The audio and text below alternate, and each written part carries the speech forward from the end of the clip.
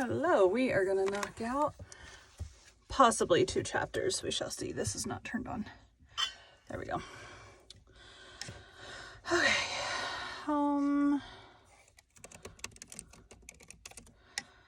I have another book searched. House of Dreams 10. By the time, and House of Dreams open. Okay. Now, I still have characters open from yesterday. I didn't get chapter 9 edited last night, so. Oops, just bumped my iPad. Okay. Presenter mode. Turn this on. Oh, I already have characters open. I need the chapter open. There we go. We are not recognizing our preamp.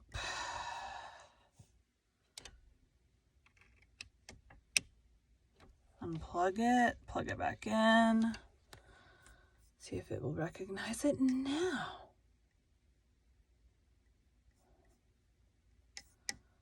File, preferences. So annoying. There we go. Now it's got it. Okay. There's a couple different ways to get things pulled up if they're not showing up where they're supposed to be. Oh yeah, we were going to mess with, let me do this real quick.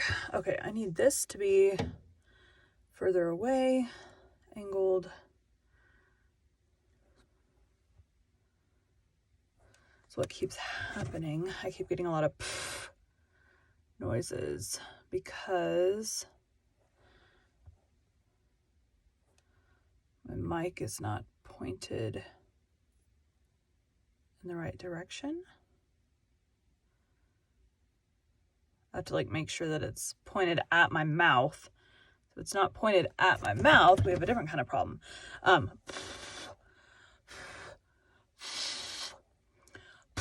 Okay, better. It was too much in front of my mouth, so it was catching the air from excessive P's and T's, and the occasional S. It would catch the air on that. So I was having to edit extra stuff, which I don't normally have to do. I had accidentally bumped my mic a few times. So I just needed to put it back where it's supposed to be, which is angled away from me. Today we'll be continuing Anne's House of Dreams by Lucy Maud Montgomery. Chapter 10, Leslie Moore.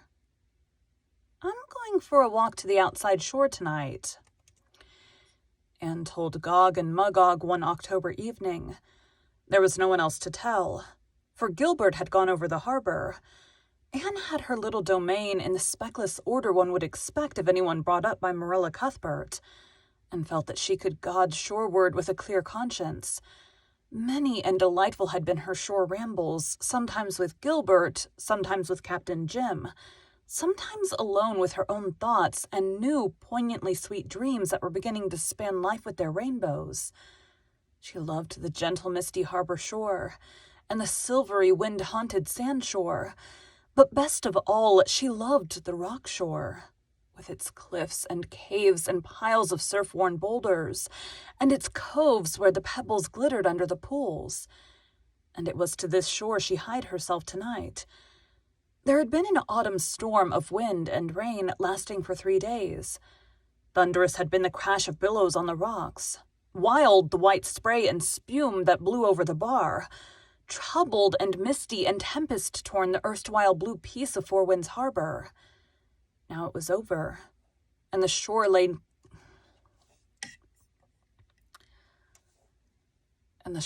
clean washed after the storm. Not a wind stirred, but there was still a fine surf on, dashing on sand and rock in a splendid white turmoil, the only restless thing in the great pervading stillness and peace. Oh, this is a moment worth living through weeks of storm and stress for, Anne exclaimed, delightedly sending her far gaze across the tossing waters from the top of the cliff where she stood. Presently she scrambled down the steep path to the little cove below, where she seemed shut in with rocks and sea and sky. "I'm going to dance and sing," she said. "There's no one here to see me. The seagulls won't carry tales of the matter. I may be as crazy as I like." She caught up her skirt and pirouetted along the hard strip of sand just out of reach of the waves that almost lapped her feet with their spent foam. Whirling round and round, laughing like a child, she reached the little headland that ran out to the east of the cove. Then she stopped suddenly, blushing crimson. She was not alone. There had been a witness to her dance and laughter.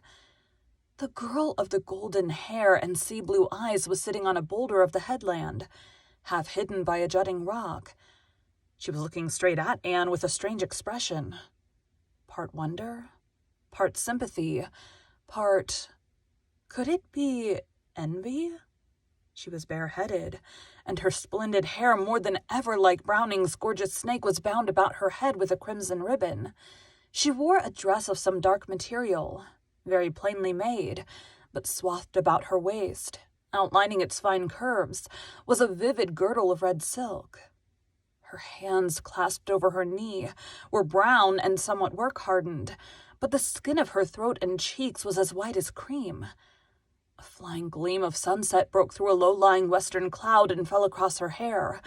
For a moment she seemed the spirit of the sea personified, all its mystery, all its passion, all its elusive charm. You must think me crazy," stammered Anne, trying to recover her self-possession, to be seen by this stately girl in such an abandon of childishness. She, Mrs. Dr. Blythe, with all the dignity of the matron to keep up. It was too bad. "No," said the girl, "I don't."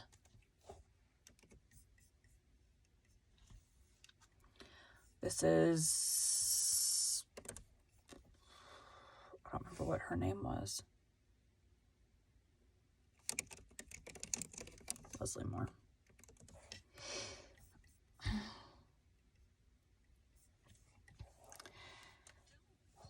She said nothing more. Her voice was expressionless, her manner slightly repellent, but there was something in her eyes, eager yet shy, defiant yet pleading, which turned Anne from her purpose of walking away.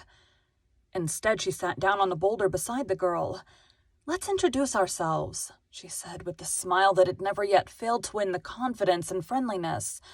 "I am Mrs. Blythe, and I live in that little white house up the harbor shore." "Yes, I know," said the girl.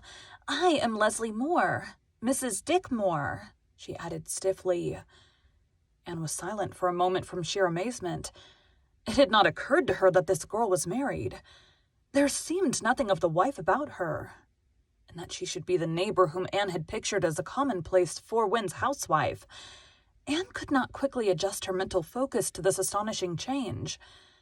Then you live in that gray house up the brook," she stammered. "Yes, I should have gone over to call on you long ago," said the other. She did not offer any explanation or excuse for not having gone. "I wish you would come," said Anne, recovering herself somewhat. "We're such near neighbors we ought to be friends. That is the sole fault of Four Winds. There aren't quite enough neighbors. Otherwise, it is perfection." "You like it?" "Like it? I love it. It is the most beautiful place I ever saw." "I never seen many places," said Leslie.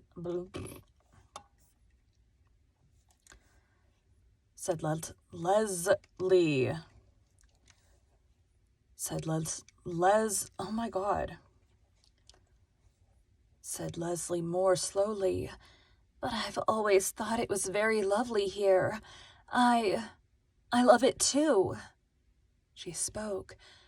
As she looked, shyly yet eagerly, Anne had an odd impression that this strange girl, the word girl would persist, could say a good deal if she chose. "I often come to the shore," she added. "So do I," said Anne. "It's a wonder we haven't met here before." "Probably you come earlier in the evening than I do. It is generally late, almost dark when I come, and I love to come just after a storm. Like this. I don't like the sea so well when it's calm and quiet. I like the struggle, and the crash, and the noise. I love it in all its moods, declared Anne. The sea at Four Winds is to me what Lover's Lane was at home. Tonight it seemed so free, so untamed. Husband's alarm. Tonight it seemed so free, so untamed. Something broke loose in me, too, out of sympathy. That was why I danced along the shore in that wild way.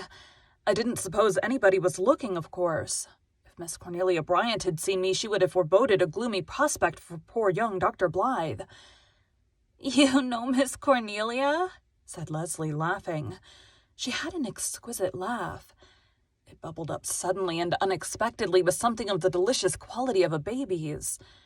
Anne laughed too. "Oh, yes, she's been down to my House of Dreams several times." "Your House of Dreams?" "Oh, that's a dear, foolish name, Gilbert." Why'd we go back to there? I don't know. "Oh, that's a dear, foolish little name Gilbert and I have for our home. We just call it that between ourselves. It slipped out before I thought." "So Miss Russell's little white house is your House of Dreams," said Leslie wonderingly. "I had a House of Dreams once, but it was a palace," she added with a laugh, the sweetness of which was marred by a little note of derision. "Oh, I once dreamed of a palace, too," said Anne. "I suppose all girls do. And then we settled down contentedly in 8-room houses that seemed to fulfill all the desires of our hearts, because our prince is there. You should have had your palace, really, though. You are so beautiful. You must let me say it. It has to be said. I'm nearly bursting with admiration. You are the loveliest thing I ever saw, Mrs. Moore." "If we are to be friends, you must call me Leslie," said the other with an odd passion. "Of course I will, and my friends call me Anne."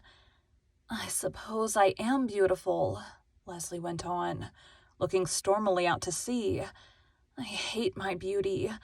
I wish I had always been as brown and plain as the brownest and plainest girl at the fishing village over there. Well, what do you think of Miss Cornelia?" The abrupt change of subject shut the door on any further confidences. "Miss Cornelia is a darling, isn't she?" said Anne. "Gilbert and I were invited to her house to a state tea last week. You've heard of groaning tables." "I seem to recall seeing the expression in the newspaper reports of weddings," said Leslie, smiling. "Well, Miss Cornelia's groaned. At least, it creaked, positively. You couldn't have believed she would have cooked so much food for 2 ordinary people. She had every kind of pie you could name, I think, except lemon pie. She said she had taken the prize for lemon pies at the Charlottetown exhibition 10 years ago, and had never made any since for fear of losing her reputation for them." "Were you able to eat enough pie to please her?" "I wasn't. Gilbert won her heart by eating. I won't tell you how much. She said she never knew a man who didn't like pie better than his Bible. Do you know, I love Miss Cornelia." "So do I," said Leslie. "She's the best friend I have in the world." Anne wondered secretly why, if this were so, Miss Cornelia had never mentioned Mrs. Dick Moore to her. Miss Cornelia had certainly talked freely about every other individual in or near Four Winds. "Isn't that beautiful?" said Leslie after a brief silence, pointing to the exquisite effect of a shaft of light falling through a cleft in the rock behind them, across a dark green pool at its base. "If I had come here and seen nothing but just that, I would go home satisfied." "The effects of light and shadow all along these shores are wonderful," agreed Anne. "My little sewing room looks out on the harbor, and I sit at its window and feast my eyes. The colors and shadows are never the same 2 minutes together." "And you are never lonely?" asked Leslie abruptly. "Never? When you are alone?" "No, I don't think I've ever been really lonely in my life," answered Anne. "Even when I'm alone, I have real good company, dreams and imaginations and pretendings. I like to be alone now and then, just to think over things and taste them. But I love friendship and nice jolly little times with people. Oh, won't you come and see me often? Please do. I believe," added Anne, laughing, "that you'd like me if you knew me." "I wonder if you would like me," said Leslie seriously. She was not fishing for a compliment. She looked out across the waves that were beginning to be garlanded with blossoms of moonlit foam, and her eyes filled with shadows. "I'm sure I would," said Anne, "and please don't think I'm utterly irresponsible because you saw me dancing on the shore at sunset. No doubt I shall be dignified after a time. You see, I haven't been married very long. I feel like a girl, and sometimes like a child yet." "I've been married 12 years, said Leslie. Here was another unbelievable thing. "Why, you can't be as old as I am," exclaimed Anne. "You must have been a child when you were married." "I was 16, said Leslie, rising and picking up the cap and jacket lying beside her. "I am 28 now. Well, I must go back. So must I. Gilbert will probably be home, but I'm so glad we both came to the shore tonight and met each other." Leslie said nothing, and Anne was a little chilled. She had offered friendship frankly, but it had not been accepted very graciously, if it had not been absolutely repelled. In silence they climbed the cliffs and walked across a pasture field, of which the feathery, bleached wild grasses were like a carpet of creamy velvet in the moonlight. When they reached the shore lane, Leslie turned. "I go this way, Mrs. Blythe. You will come over and see me sometime, won't you?" Anne felt as if the invitation had been thrown at her. She got the impression that Leslie Moore gave it reluctantly. "I will come if you really want me to," she said a little coldly. "Oh, I do," exclaimed Leslie, with an eagerness which seemed to burst forth and beat down some restraint that had been imposed on it. "Then I'll come. Good night, Leslie." "Good night, Mrs. Blythe." Anne walked home in a brown study and poured out her tale to Gilbert. "So Mrs. Dick Moore isn't one of the race that knows Joseph," said Gilbert teasingly. "No, not exactly. And yet I think she was one of them once, but has gone or got into exile," said Anne musingly. "She is certainly very different from the other women about here. You can't talk about eggs and butter to her. To think I've been imagining her a second Mrs. Rachel Lynde. Have you ever seen Dick Moore, Gilbert?" "No, I've seen several men working about the fields or the... No, I've seen several men working about the fields of the farm, but I don't know which was more." "She never mentioned him. I know she isn't happy." "From what you tell me, I suppose she was married before she was old enough to know her own mind or heart, and found out too late that she had made a mistake. It's a common tragedy enough, Anne." "A fine woman would have made the best of it. Mrs. Moore has evidently let it make her bitter and resentful." "Don't let us judge her till we know," pleaded Anne.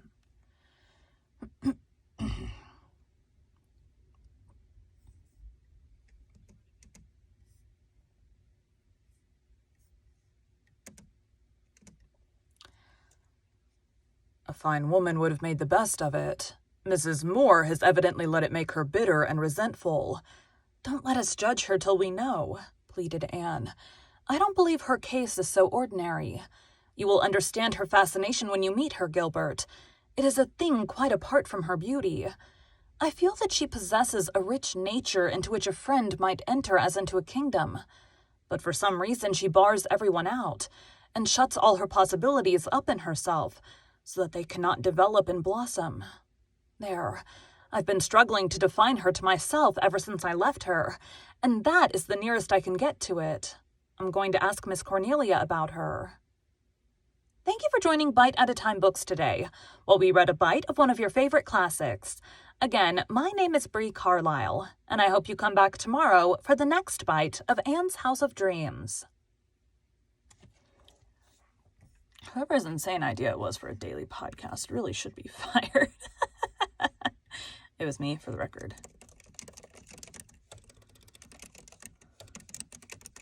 Most of these chapters actually aren't that long. That one was 15 minutes. It stinks when you get a book that has super long chapters, and it's like chapter a day is like, whew. All right, thanks, guys.